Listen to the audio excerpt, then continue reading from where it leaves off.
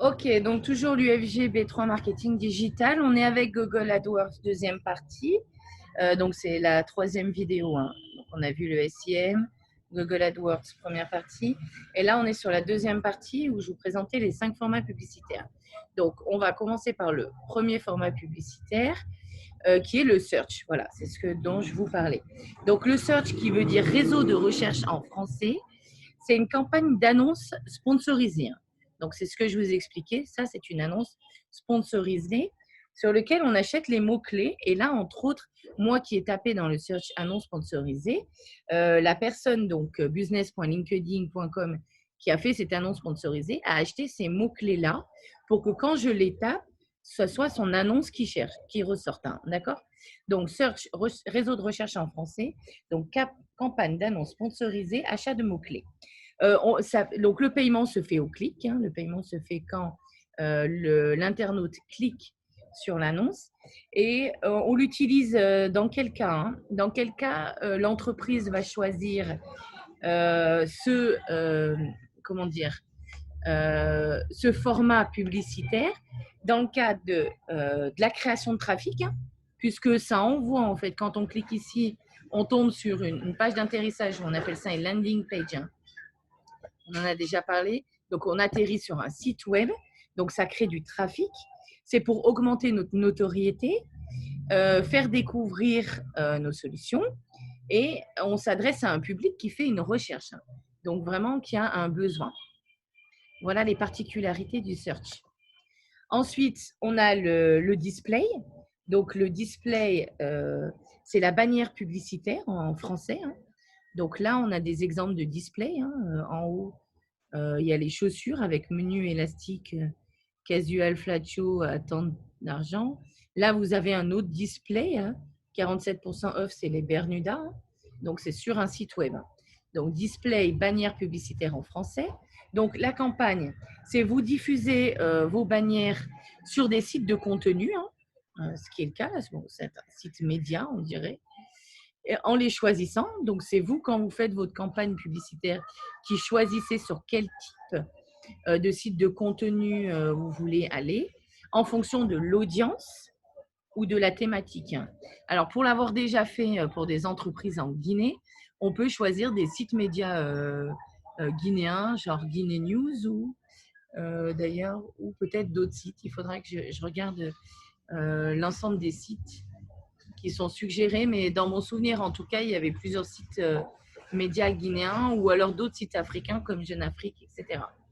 Donc, vous diffusez vos bannières sur les sites de contenu en les choisissant en fonction de l'audience ou de la thématique. Vous n'allez pas diffuser votre publicité sur un site où vous savez que votre cible n'est pas du tout dessus, hein.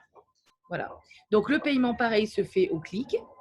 Quand je clique sur la publicité display, l'annonceur, donc l'entreprise qui a fait la publicité, paye. Donc, on l'utilise dans quel cas? Donc, pour la notoriété de la marque, pour augmenter la visibilité d'une offre ou d'un produit, ou pour une promotion, hein. Ce qu'on voit là dans l'exemple, c'est que ce sont des promotions, hein. Et on s'adresse à un public qui navigue. Voilà. Bon, je voulais aller sur le site The Japan Times pour avoir des infos sur ce qui se passe au Japon, hein. C'est un site média. Bon, et ben voilà, je vois que je peux acheter des chaussures, etc. Donc, c'est vraiment pour un public qui navigue. Alors, ensuite, autre display. Pardon. Euh, tac, tac. Voilà. Donc, on a vu le search. Là, on est toujours dans le display, hein. Donc, autre format publicitaire dans le display, c'est les annonces Gmail, hein. Donc, quand vous avez un Gmail, je pense que vous avez dû voir que vous avez les annonces en haut, des fois dans les annonces dans l'onglet promotion, des annonces à droite. Voilà. Donc, ce sont des annonces qui sont présentes sur les boîtes mail de Gmail. Donc, soit c'est un ciblage précis, parce que un ciblage précis, hein, c'est-à-dire que vous allez choisir des personnes.